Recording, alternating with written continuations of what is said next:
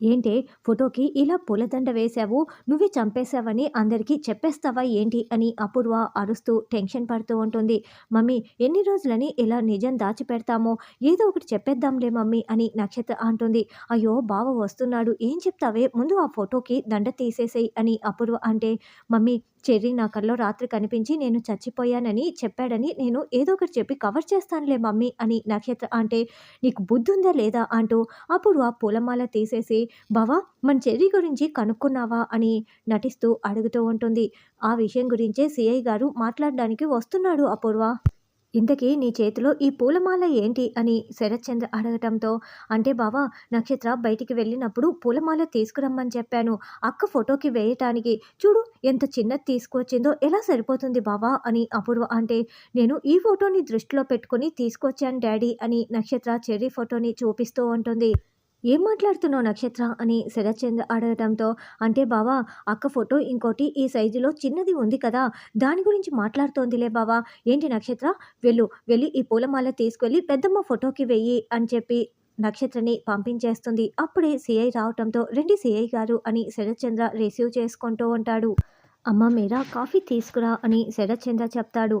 ఎంతవరకు వచ్చింది ఇన్స్పెక్టర్ గారు అని శరత్చంద్ర అడగటంతో, వైజాగ్లో ఉన్న అన్ని పోలీస్ స్టేషన్లకి మీరు పంపించిన ఫోటోలు పంపించాను. అందరూ కూడా చాలా సీరియస్గా ఈ విషయాన్ని తీసుకొని ఎంక్వైరీ చేయటం మొదలుపెట్టారు.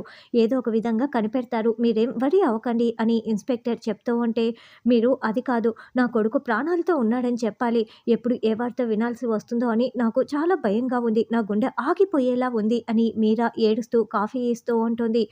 మీరు బాధపడకండి అని ఇన్స్పెక్టర్ చెప్తుంటే, అలా కాదు, ఎప్పుడు ఏ వార్త వినాల్సి వస్తుందో అని మీరు ముందే చెప్పేసి ఉన్నారనుకోండి, తర్వాత చెర్రీకి ఏదైనా అయినా కూడా, ఓ ముందే ఈ మాట చెప్పారు కదా అని మా అత్తయ్య సరిపెట్టుకుంటుంది అని నక్షత్ర అనడంతో, ఇదిగో ఈ నక్షత్రనే శ్రీకృష్ణ జన్మస్థానానికి వెళ్ళేలా ఉంది, మనల్ని కూడా తీసుకువెళ్ళేలా ఉంది అపూర్వ అని గోరెంటాకు టెన్షన్ పడుతూ ఉంటే, నువ్వు నోరు మూసుకో పిన్ని అని అరుస్తూ, ఏంటి నక్షత్ర, నీకు ఎప్పుడు ఏం మాట్లాడాలో కూడా అర్థం కావటం లేదేంటి అని అపూర్వ అరుస్తూ ఉంటే, నువ్వు పెద్దదానివైనా కూడా మెచ్యూరిటీ లెవెల్స్ ఏ మాత్రం కూడా పెరగలేదు, ఇదేనా మాట్లాడడం అని శరత్చంద్ర కూడా తిడుతూ ఉంటాడు.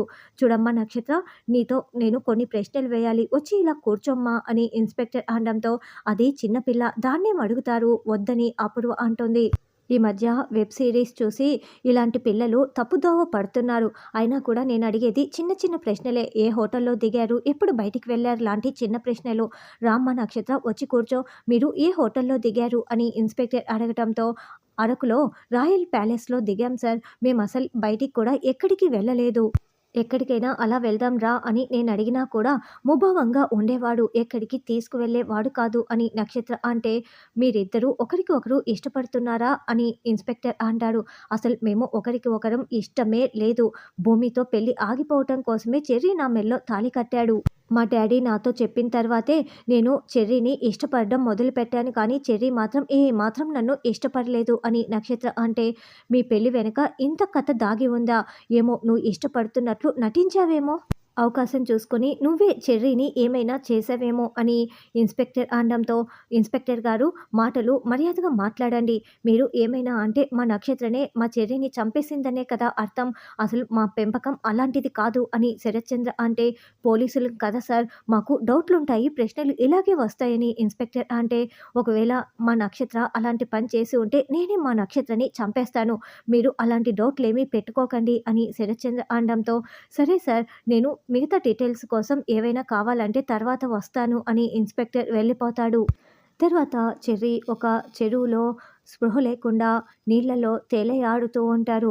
అప్పుడే చేపలు పట్టుకోవటానికి ఇద్దరు అక్కడికి వచ్చి స్పృహ లేకుండా పడి ఉన్న చెర్రీని చూసి, మామ మామ అటు చూడు మామ, ఎవరో చనిపోయి పడిపోయినట్లున్నారు అని చూపిస్తూ ఉంటే, అవునరా ఎవరో పెద్దింటి బిడ్డలా ఉన్నారు అని మాట్లాడుకుంటూ ఉంటారు. ముందు ప్రాణాలతో ఉన్నాడో లేదో, శ్వాస ఆడుతుందో లేదో ఒకసారి చెక్ చేయరా అని అతను చెప్పటంతో, అతను చెక్ చేసి, మామ శ్వాస ఆడుతుంది మామ అని చెప్పటంతో, పద హాస్పిటల్కి తీసుకువెళ్దాం అని తీసుకువెళ్తూ ఉంటారు.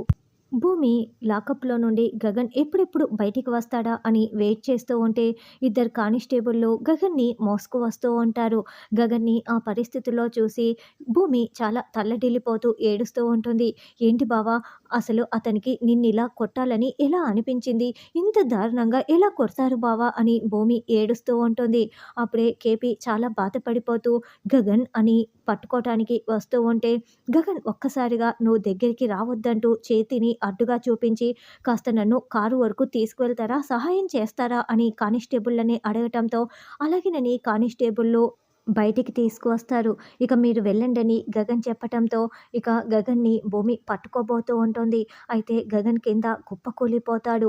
కేపీ మాత్రం చాలా బాధపడుతూ చూస్తూ ఉంటే, ఇక భూమి కూడా తల్లడిల్లిపోతూ, "బావ ఏంటి బావ, మావయ్యని కనీసం చెయ్యి కూడా పట్టుకొని ఇవ్వనంత దారుణంగా ఎందుకు చూస్తున్నావు బావ?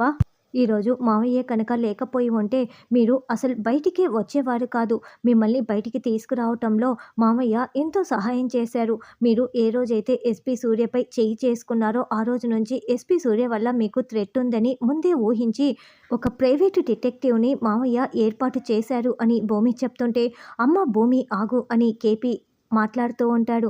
"ఆగండి మావయ్య, మీరు నన్ను అడ్డుకోకండి. మీరు చేసిన మంచి తెలియాలి. తెలియకపోతే బావ దృష్టిలో మీరు ఎప్పటికీ విలన్ లాగానే మిగిలిపోతారు. ఈరోజు ఆ వీడియోని చూపించటం వల్లే మిమ్మల్ని బయటికి తీసుకురాగలిగాము. మరి మావయ్యకి కనీసం థ్యాంక్స్ అయినా చెప్పండి బావ. ఇలా దూరం పెట్టకండి. థ్యాంక్స్ చెప్పండి" అని భూమి భుజం మీద చెయ్యి వేసి మాట్లాడుతూ ఉంటే, గగన్ విదిలించుకుంటూ ఉంటాడు. "నేను చెప్పను. నేను నా బాల్యం గురించి చెప్తాను విను భూమి. నాకు బాల్యంలో మా నాన్నే నాకు హీరో. అందరూ సండే కోసం ఎదురు చూస్తూ ఉంటే నేను మా నాన్న కోసం ఎదురు చూస్తూ ఉంటాను. సమాజంలో నన్ను, చెల్లిని, అమ్మని పోషించటం కోసం పెళ్లి కాని వారిలా నటిస్తూ ఉద్యోగం చేస్తూ ఉండేవాడు. నెలలో 2 రోజులు మాత్రమే మాతో స్పెండ్ చేసేవాడు. అయినా కూడా బాధపడే వాణ్ణి కాదు. మా హీరో అంటే నాకు అంత ఇష్టం. ఆ 2 రోజులు సరిపెట్టుకునేవాణ్ణి. కానీ అర్ధాంతరంగా మమ్మల్ని రోడ్డుపై వదిలేసి వేరొక ఆవిడ మెడలో తాళి కట్టేశాడు. ఏ రోజైతే నిర్దాక్షిణ్యంగా మమ్మల్ని రోడ్డుపై వదిలేశాడో ఆ క్షణమే నాకు అతను తండ్రి కాలేదు. కాదు కాదు, నా తండ్రి చచ్చిపోయాడు ఆ రోజే" అని, "అది భూమి" అని కేపీని ఉమ్మేస్తూ చీకొడుతూ గగన్ చెప్తూ ఉంటాడు. "అందుకే తలకొరివి పెట్టమన్నా, పిండ ప్రదానం చేయమన్నా చేయలేదు. తను బ్రతికే ఉన్నాడని డౌట్ వచ్చినప్పుడు నేను పిండ ప్రదానం చేయాలనుకున్నాను" అని గగన్ అంటాడు. "ఆ పాపం నీ చేతుల మీదుగా జరగకూడదనే కదా! తన ప్రాణానికి ముప్పు ఉందని తెలిసినా బయటికి వచ్చి ఆ కార్యక్రమాన్ని ఆగేలా చేశారు. అందుకోసమైనా నువ్వు థ్యాంక్స్ చెప్పాలి కదా బావ! ఆయన్ని మంచిగా చూడాలి కదా" అని భూమి అంటే, "నువ్వు పాజిటివ్‌గా ఆయన గురించి చెప్పేవేవి కూడా నాకు అస్సలు కనిపించవు భూమి. అయినా నా చుట్టూ డిటెక్టివ్‌ని పెట్టమని నేనేమైనా చెప్పానా? అండగా ఉండి భుజం, చేతులు పట్టుకోవాల్సిన సమయంలో లేకుండా ఇప్పుడు నాకు ఇదంతా చేయటం అవసరమా? ఎవరు చేయమన్నారు?" అని గగన్ అరుస్తూ ద్వేషిస్తూ ఉంటాడు. "రే గగన్, నువ్వు జీవితాంతం నన్ను ద్వేషించినా నేను పడుతూ ఉండాలి. ఎందుకంటే నేను చేసిన తప్పు అలాంటిది. కానీ భూమి ప్రేమ మాత్రం చాలా గొప్పది. నువ్వు భూమిని అర్థం చేసుకుంటే నాకు అదే చాలు. నువ్వు ఎంత ద్వేషించినా నేను పడుతూనే ఉంటాను గగన్. నిజానికి డిటెక్టివ్‌ని పెట్టింది నేను కాదు గగన్. నీకు థ్రెట్ ఉందని తెలిసి భూమినే డిటెక్టివ్‌ని పెట్టింది. నువ్వు నన్ను ప్రేమించాలి, నాపై ద్వేషం పోగొట్టుకోవాలని ఆ క్రెడిట్ అంతా నాకు ఇచ్చింది. నిన్ను మీ అమ్మ ఎంతగా ప్రేమిస్తుందో భూమి అంతకంటే ఎక్కువగా అంతలా ప్రేమిస్తుంది గగన్. నువ్వు దయచేసి నన్ను అర్థం చేసుకోకపోయినా పర్వాలేదు. భూమి ప్రేమని అర్థం చేసుకో. భూమికి నీ ప్రేమ కావాలి. నీ ప్రేమ దక్కటం కోసం భూమి ఎంత తహతహలాడుతుందో నాకు తెలుసు. దయచేసి నా మాట విని, ఈ ఒక్క మాట విని భూమి ప్రేమని అర్థం చేసుకో గగన్. ఈరోజు సూర్య నుండి నీ ప్రాణాలు కాపాడింది భూమినే. భూమి లేకపోతే సూర్య ఈ పాటికి నిన్ను చంపేసి ఉండేవాడు. భూమి ప్రేమని అర్థం చేసుకో" అని కేపీ అంతలా చెప్పటంతో, ఇక గగన్ భూమి ప్రేమని అర్థం చేసుకొని భూమి వైపు చాలా ప్రేమగా చూస్తూ ఉంటాడు.